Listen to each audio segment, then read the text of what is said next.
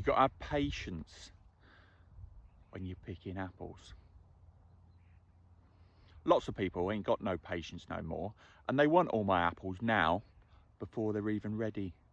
They're going to be too sharp, they're going to be too hard, and they're not going to be as good as if I leave them on the tree a little bit longer and then sell them. I'm not selling any pre-sales because they might all fall off the tree and then I don't have them for sale.